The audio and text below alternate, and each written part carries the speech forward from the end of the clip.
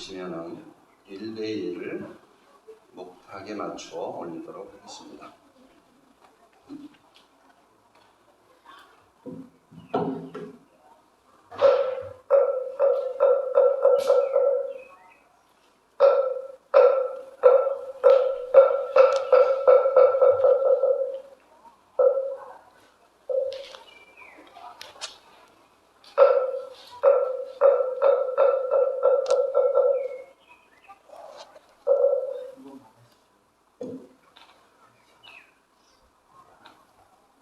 앉으세요. 자리에 앉으시면 되겠습니다. 법문에 앞서 잠시 입장 있겠습니다.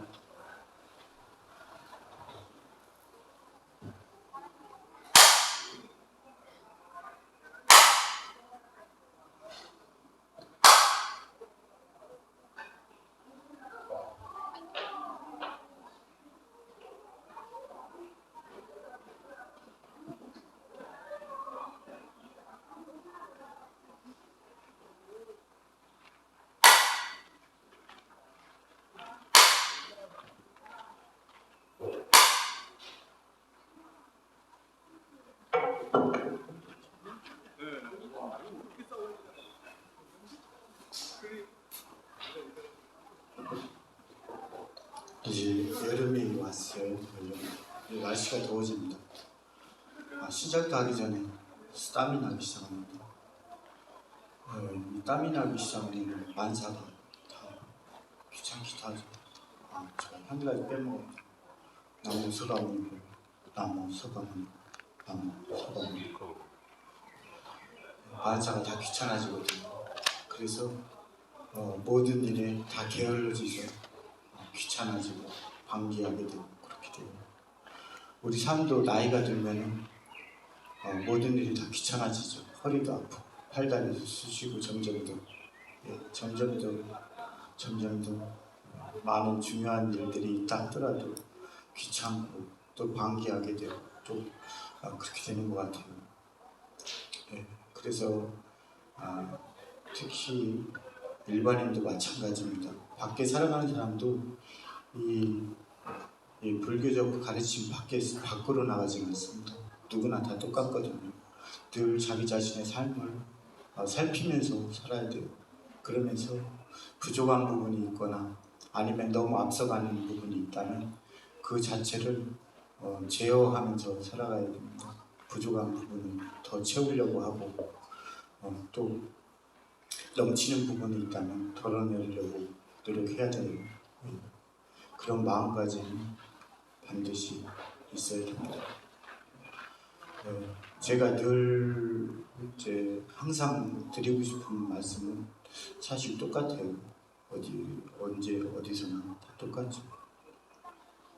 우리는 다 농부이자 건축사이자 또 삶을 이끌어가는 항해사이자 그런 존재들입니다.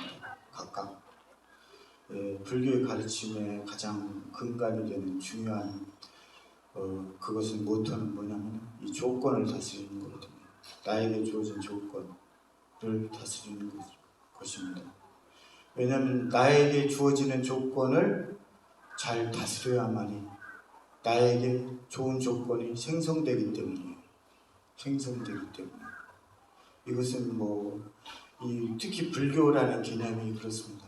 타 종교들하고 다르게 타 종교는 그 종교인들에 국한된 내용이지만 이 불교는 삶의 전반을 다루고 있다는 거예요. 그 점에서 좀 다르다고 할 수 있겠어요. 그러니까 굳이 내가 이 자리에서 이 샤키야무니 붓다를 거론할 필요 없이 이 말씀드릴 수 있는 게 바로 이 불교입니다. 그래서 우리가 살아가는 그 하나하나 매 순간들이 나에게 진정 소중한 것을 깨닫고 그것을 잘 갖고 일구는 삶이 되어야 된다. 제가 항상 드리는 말씀이에요. 늘 얘기해도 부족해요. 얘기해도 부족합니다. 왜 부족한가? 왜 말씀드려도 왜 부족한가? 왜일까요? 왜일 것 같아요? 내가 말하는 것은 그냥 말뿐이기 때문입니다. 내가 말하는 것이 실천이 되지 않으면은 그냥 내가 한 말로 그치는 거죠. 그렇기 때문에 의미가 없어요. 매번. 그래서 거듭 다시 말씀드리려고 하고 노력해요. 우리 불교적인 삶을 얘기하자면 만약에 어떤 극한 상태에 다다른 사람이 있잖아요. 그 사람은, 이 극한 상태에 도달한 사람은 제 아무리 발광을 하고 막 몸부림치고 별짓을 다 해도 벗어날 수가 없습니다. 그 극한 상태에서. 그러면은 어떻게 해야 되느냐? 그 극한 상태에 다다르기 전에 자기 삶을 제어해야 되는 거예요. 그래야 많이 우리가 그 극한의 상태를 그나마 가지 않을 수 있다. 그런 조건을 받지 않을 수 있다. 그 말씀을 드리고 싶어요. 그러니까 그게 얼마나 간절한 거겠어요. 저 정성 카지노에 가서 괜히 한번 노름으로 하는 사람들, 예? 저기 뭐 경마장에 가서 괜히 장난 삼아서 이렇게 하는 사람들, 괜히 호기심에 요즘은 마약이 우리나라가 좀 심해졌다고 하는데 괜히 호기심에 마약 한번 해보는 사람들, 호기심에 뭘 해보는 그 많은 사람들이 그 허투루했던 그 순간 때문에 자신이 허물어지죠. 잠시 방관했던 그 순간 때문에. 그러면 그때가 돼서 내가 후회를 하고 뭘 한들 되돌아올까요? 아닙니다. 절대로 되돌아갈 수가 없죠. 왜? 나한테 극한 상황이 다다르기 때문에. 극한 상황이 다다르게 되면 어떻게 되나요? 예? 극한 상황이 다다르면 어떻게 돼요? 사람은. 죽는구나 이런 생각을 하게 되더라고요. 그런가요? 어떤 상황이었는지 참 궁금하네요. 제가 극한 상황이 되면 어떻게 되느냐? 배는 게 없어지거든요. 배는 게 없어져요. 극한 상황에 다다르면. 그래서 자기가 어떻게 할 바도 모르게 됩니다. 왜? 배는 게 없기 때문에. 배는 게 없기 때문에. 이렇듯이 우리가 극한 상황에 다다르면 제 아무리 벗어나고 싶어도 그 틀에서 절대로 벗어날 수 없다. 그럴진데 하물며 지금 이 삶은 그럼 얼마나 중요하겠어요. 그런데도 우리는 마치 국민학교 때 방학에 갓 들어간 학생처럼 그 숙제를 그 다음으로 미루죠. 나에게 주어진 그 날을 다음으로 미룹니다. 미루고 또 미루죠. 그리고 그 미뤘던 대부분의 사람들이 다 그랬듯이 후회를 합니다. 아, 그때 할 걸. 지금 하려니까 너무 힘들어, 숙제를. 그 많은 사람들처럼 다 후회를 해요. 다른 종교들이라면 그럴 때 희망을 줘야 되겠지만 나는 절망을 드리고 싶습니다. 절망을 드리고 싶어요. 절대 벗어날 방법이 없다. 그 상태에 떨어지면 절대 벗어날 방법이 없다.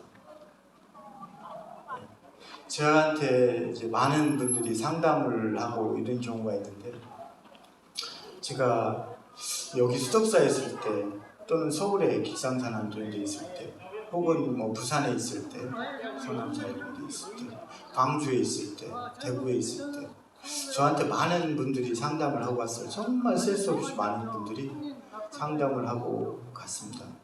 그분 중에 가장 사실 힘이 들었던 거는 어떤 절망의 상태에 이미 떨어진 사람들을, 그 사람들한테는 방법이 없어요.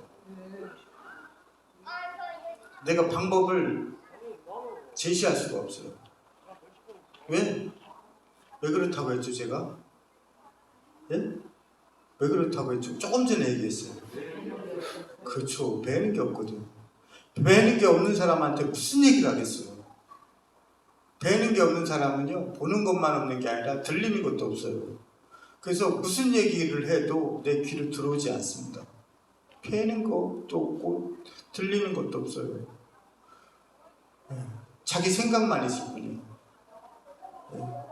그렇기 때문에 오늘 이 자리의 삶이 우리에게 얼마나 소중한 것인가, 그거를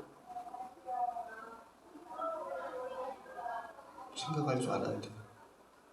그걸 생각할 줄 아는 사람은 뭘 해야 됩니까?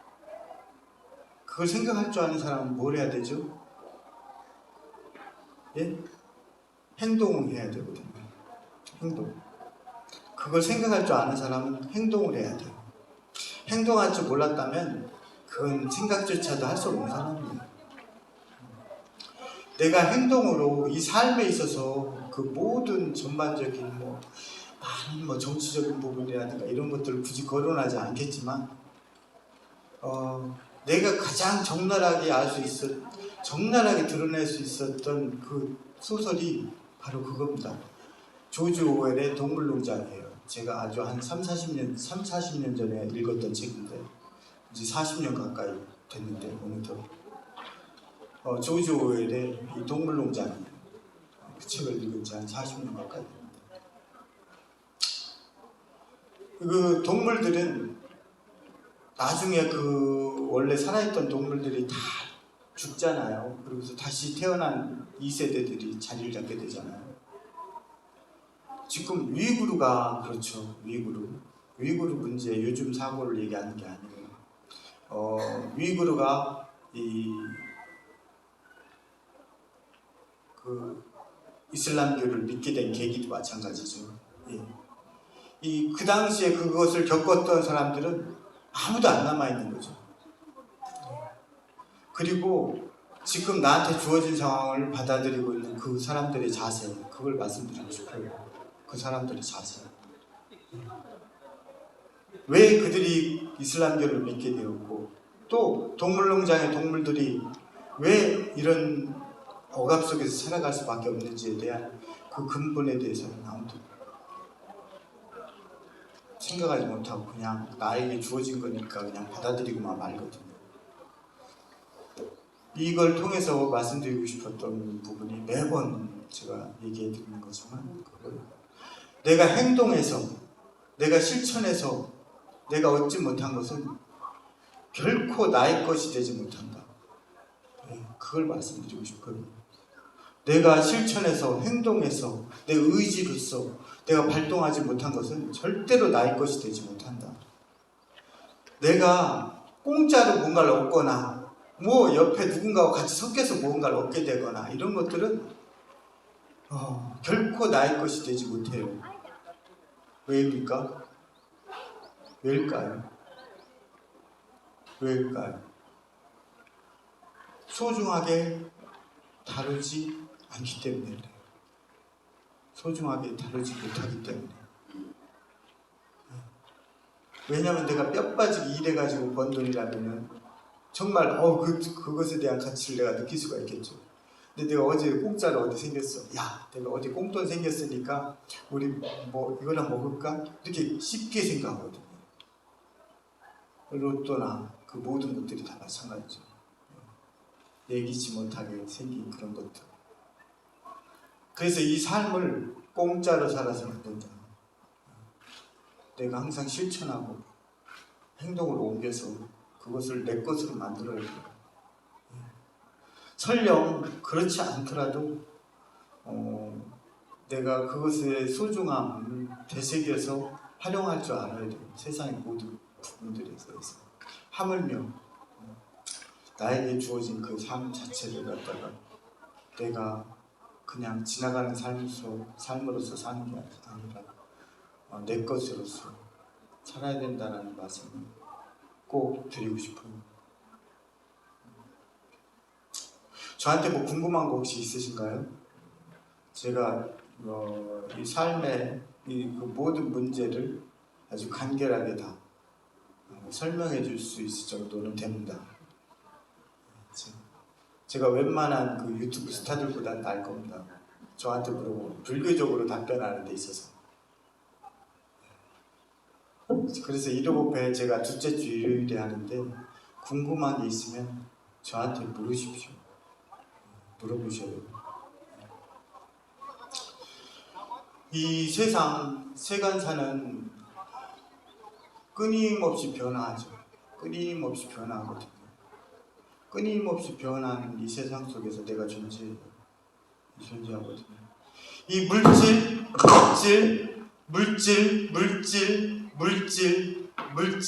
이 몸뚱이, 이 모든 것들은 절대로 고정되지 않거든요.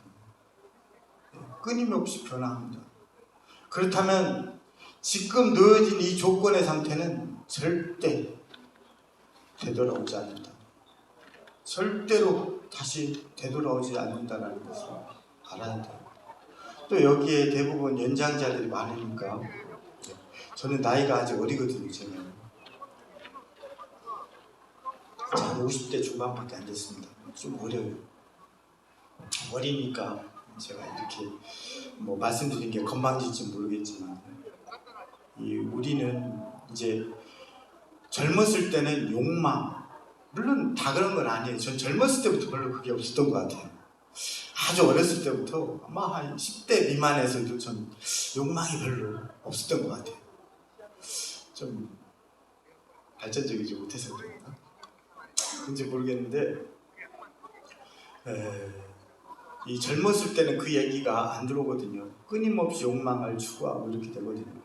근데 어느 정도 연령대를 지나면은 우리가 조금 더 삶을 고르는 순간이 오거든요. 그래서 매번 그런 얘기를 해드리고 싶어요. 절에 일요법회를 오거나 아니면 법회를 오거나 기도를 오거나 이러신 분들은 젊은 사람보다는 연장자가 많아요. 연장자가 많아요. 젊었을 때는 나의 혈기와 욕망과 모든 그런 것으로 인해서 끊임없이 뭔가를 하려고 하고 채우려고 하고 가지려고 하고 이렇게 끊임없이 살아가죠. 근데 나이가 들면 거듭거듭 말씀드리고 싶은 거 조금씩 덜어나갈 줄 알아야 돼요. 삶을 정리해 나갈 줄 알아야 됩니다. 이제 정리해 나갈 줄 알아야 돼요. 가끔 제 자신에 대해서도 그런 생각을 해요. 제가 이제 한 2년, 2, 3년 후면은 저희 은사 스님이 돌아가신 나이가 돼요. 제가 은사 스님이 돌아가신 나이가 돼요. 좀 일찍 돌아가셨어요. 그래도 사람 일이라는 거 모르잖아요. 모르니까. 내가 오늘 밤에 잠을 잤는데 만약에 내일 아침에 내가 못 일어난다고 해봐요. 그럼 누군가는 내 자취를 챙기고 이렇게 다 이렇게 정리할 거 아니에요. 그랬을 때 나는 정말 부끄러움이 없는가? 혹시 내가 부끄러운 점을 가지지 않았을까? 이런 생각을 합니다. 그러면서 요즘 들어서 특히 내가 뭔가를 정리하고 막 이래도 그 정리한 그 빈자리에 다시 뭘 채우려고 하지 않아요. 그 비워둔 채. 그 비워둔 채로 자기 마음의 평정심과 행복을 찾을 줄 알아야 돼요. 그래서 젊었을 때는 우리가 욕망이라든가 이런 것들이 나를 지배했기 때문에 그런 것들을 채우려고 하고 끊임없이 가지려고 하고 뭐 하려고 하고 이렇게 하지만 나이가 들면 들수록 좀 더 비우는 법을 알아야 되고 이렇게 정리해가는 법을 알아야 된다. 그게 우리 집 짓는 자, 또 농부 또는 항해사로서 가져야 될 일이다. 이 사람은 이 조건의 지배를 받습니다.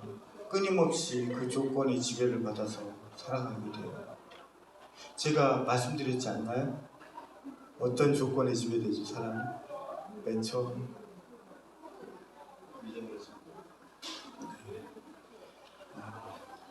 그 조건을 쥐어진다는 것 자체가 우리에게 고통을 수반하죠. 하지만 누군가는 그걸 행복하다고 생각할 수도 있어요. 왜? 여기에 모기가 물리잖아요. 그러면은 사람들은 어때요? 이 팔을 긁으면서 행복해요. 시원하니까. 근데 자기 팔에 상처가 나고 있다고는 생각하지 않아. 다 긁어요. 그럼 또 딱지가 생기잖아요. 딱지가 지면 또 가려워요. 또 긁으면서 시원하다고 계속 긁고 있어요. 어떤 사람은 이걸 행복하다고 생각할지 모르겠어요. 우리는 가장 먼저 어머니와 아버지의 유전자 속으로 들어가죠. 네? 우리 어머니와 아버지의 유전자가 나의 조건을 형성시킵니다. 어머니, 아버지. 근데 요즘은 과학기술도 발달해가지고 요즘은 유전자 조작도 하고 이런 시대가 됐기 때문에 또 그것도 마찬가지로 조건입니다. 그래서 어머니와 아버지의 유전자 정보를 바탕으로 해서 시작되거든요. 어쨌거나. 그래서 어떤 사람은 뱃속에 잉태되죠. 그래서 어떤 사람은 자이든 타이든 뱃속에서 죽죠. 자이든 타이든. 또 어떤 사람은 태어나자마자 죽기도 하고 어떤 사람은 100살까지도 살죠. 그런 속에서 사람들은 아이가 꿈틀대는 것처럼 나의 욕망도 꿈틀댄단 말이에요. 그래서 그것들이 점점 더 증대되죠. 내가 뭘 가지고 싶다면 그 뭔가 가진 것다는 것 말고 그게 채워지는 사람은 아마 없을 것이다. 여기에 만약에 자제분들이 있다고 하면 애가 요즘 시험 보는 게 걱정이라고 해요. 그럼 애가 공무원 시험에 합격하거나 무슨 시험에 합격하거나 한다고 해요. 그럼 걔가 그걸로 충족이 되나요? 안 되거든요. 안 되거든요. 이렇듯이 우리의 욕망은 끊임없이 증대하죠. 그 조건 속에서. 하지만 어때요? 마치 구멍이 뚫린 독처럼 아무리 물을 채워도 우리의 삶은 늘 갈증을 느낄 뿐이다. 늘 갈증을 느낄 뿐이다. 절대로 그 갈증이 해소가 되지 않죠. 그래서 우리는 나 자신의 조건을 살피지 못하고 끊임없이 그 욕망만 쫓아서 살게 돼요. 그러다 보니까 하지 말아야 될 것, 유익하지 않은 것, 이런 것들에 대해서 방관하고 또 방기하죠. 그런 삶을 삽니다. 그렇기 때문에 우리는 그것으로 인해서 또 다른 안 좋은 조건 속으로 또 다시 스스로 걸어 들어가게 돼요. 대부분 사람들이 자기 스스로 걸어갔다고 생각하지 않을지도 모르겠지만 모든 사람들이 다 자기 스스로 그 길로 걸어 들어간 겁니다. 근데 본인은 아니라고 하죠. 또 어떤 미혹한 사람들은 그러죠. 불교적 가르침이 굉장히 간절합니다. 그러다 보니까 그런 얘기들을 들으면서 그래도 스님 삶에 너무 진지한 것은 좀 그렇지 않습니까? 좀 재미도 있고 뭣도 해고 이렇게 돼야 되는 거 아니에요? 라고 생각을 하죠. 그것은 마치 어떤 마음이에요? 국민학교 때 방학을 갓 들어갔을 그 마음이에요. 아직 많이 남았거든. 방학이 아직 많이 남았거든. 그러니까 그런 마음을 갖죠. 그래서 나에게 주어진 삶을 좀 더 진지하고 냉철하게 바라보지 못하죠. 그래서 나에게 주어진 삶을 허투루 한다 하더라도 일부 나에게 무슨 크게 달라지는 게 있겠나 그런 미혹한 생각을 하고 살아가게 됩니다. 그렇기 때문에 우리는 어때요? 악도를 벗어나지 못하죠. 그리고 어떤 크나큰 공경에 빠졌을 때에서야만이 절실함을 느끼고 그렇게 하지만 이미 그때는 늦은 것이다. 배는 것도 없고 들리는 것도 없고 비빌 언덕도 없고 못도 없고 아무것도 없는 나락으로 떨어졌을 때 우리는 제 아무리 발광을 하고 발버둥을 치고 그렇게 한들 아무런 소용이 없다. 그 간절함을 느껴야 됩니다. 가끔씩 홀로 이 인간의 생각이라는 게 참 대단한 것 같아요. 가끔 이제 앉아서 제가 벼랑 칼날 같은 벼랑 위에 서 있다라는 그 감정을 가져봅니다. 내 삶이 이 칼날 같은 이 벼랑길을 내가 걸어가고 있다라고 그런 생각에 빠져봅니다. 얼마나 아찔하겠어요. 근데 그 아찔함이 생각만으로도 느껴지더라고요. 이 가슴 속에. 야, 내가 이 칼날밖에 안 되는 이 길을 내가 지금 걸어가고 있다라는 생각을 하니까 정말 아찔하더라고요. 우리가 안 보이니까 그렇지만 지금 그런 길을 걷고 있는 거거든요. 제가 이제 가끔씩 나눠주는 이제 저한테 찾아오시거나 이런 가끔 나눠주는 책들이 있는데 그 책 표지에는 내가 하고 싶은 말을 했고 내가 나에게 하고 싶은 말을 썼고 두 번째 장에는 신도들한테 이제 하는 말을 썼거든요. 제가 세간사에 대해서 관심은 없기 때문에 그걸 찾아보거나 어거지로 하진 않았어요. 근데 한때 몇 년 전에 일본에서 아주 유명한 몇 권짜리를 나눠준 만화를 뭐라고 하죠? 웹툰이라고 하나요? 뭐라고 하나요? 네, 뭐라고 하죠? 그거 있더라고요 지금. 일본에서 대히트했던 만화가 있었거든요. 예, 연재됐던 만화가 100일 동안 연재됐는데 왜 100일 동안 연재됐느냐? 그 제목이 100일 후에 죽는 악어였기 때문에 그래요. 그 4권짜리 만화 속의 악어는 매일매일 하루하루 생명이 줄어들어가는 걸 모르고 살죠. 독자만이 그 악어가 100일 후에 죽을 거라는 걸 알고 있죠. 그 악어는 하루하루를 정말 제멋대로 하고 살아요. 가장 황당한 일이라면 뭐냐면 1년 후에나 받을 수 있는 물건을 주문을 해요. 1년 후에. 자기는 100일밖에 못 사는데. 왜? 자기는 100일 후에 죽을 거라고 생각하지 못하기 때문에.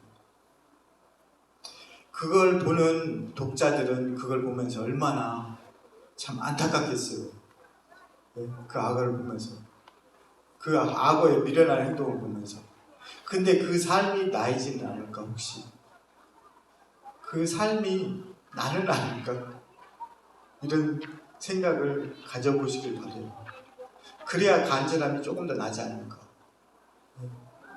그 악어, 100일 후에 죽는 악어의 삶이 나의 삶은 아닐까?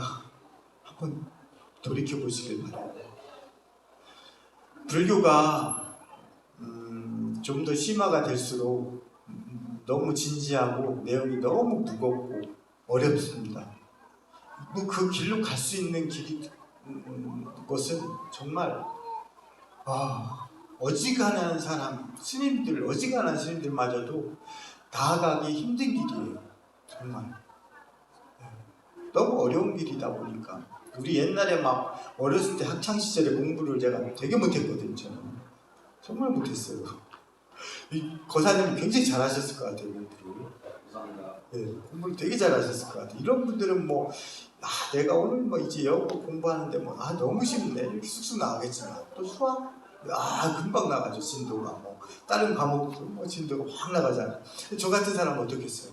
진도가 안 나가요. 진도가 안 나가면 의욕을 상실하게 되거든요. 그죠? 제 경험인 것 같아요. 진도가 안 나가면 의욕을 상실해버려요. 점차. 그래가지고 점점 포기하거나 이렇게 된단 말이에요. 그래서 거사님처럼 이렇게 훌륭한 모습이 되기도 하고 또 이렇게 또 안 좋은 모습이 되기도 하죠. 근데 내가 여기서 얘기하려는 건 바로 그거예요. 이 부탁해서 말씀하신 이 불교적 삶 이런 것들은 너무 진지하고 무겁고 정말 이 지구상에 거의 99.999% 가량의 사람들이 실천하기 힘들 정도로 힘든 과정입니다. 그런 길이에요.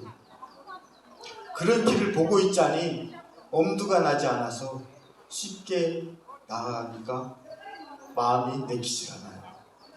그런 분들에게 내가 해드리고 싶은 마음이 있어요. 세상에 제 아무리 어렵고 힘든 것일지라도 그것에 대한 간절함을 가져야 된다. 그래서 한 발짝 옮겨가면 돼요. 한 발짝 옮겨가면 되는 거거든요. 그러다 뭐 어느 순간에 내가 어이구 내가 이만큼이나 왔어? 라고 느끼실 수가 있을 거예요. 근데 어떻게 그렇게 가져야 되느냐면 이 붓다의 가르침에 대해서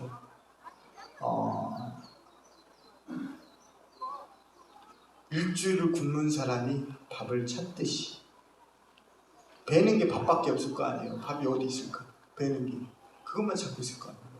일주일을 물을 못 마신 사람이 물을 찾듯이 해야 된다. 서두를 필요는 없다. 하지만 간절함은 있어야 된다라는 말씀을 꼭 해드리고 싶습니다. 서두를 필요는 없다. 그러나 지금 이 순간 간절할 필요는 없다. 어떤 분이 그런 얘기를 하더라고요. 뭐 여기에서 들으신 분도 있고 못 들으신 분도 있을지 모르겠지만 스님 그래도 내일이 걱정되고 우리는 매일이 있고 또 그렇기 때문에 내일에 내가 하고 싶은 게 있고 나의 그것이 있는데 욕망이나 이런 게 있는데 내가 그것들을 무시하면서 살 수는 없지 않습니까? 라고 저에게 얘기했어요. 그래서 제가 뭐라고 했겠습니까?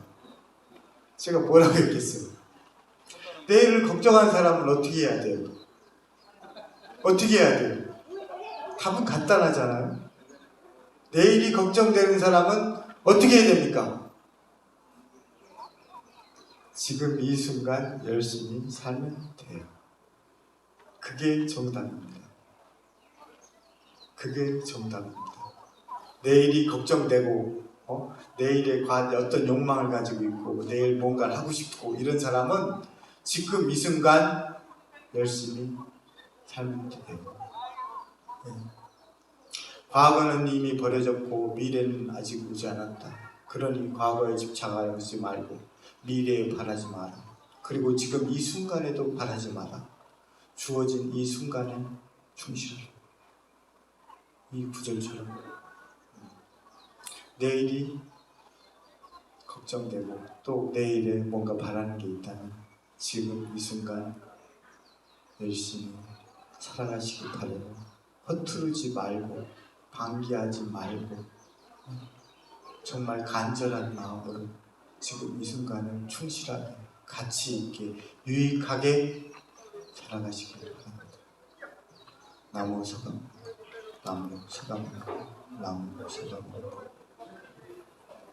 네, 감로에 방문해 주신 법사 스님께 큰 박수 부탁드립니다.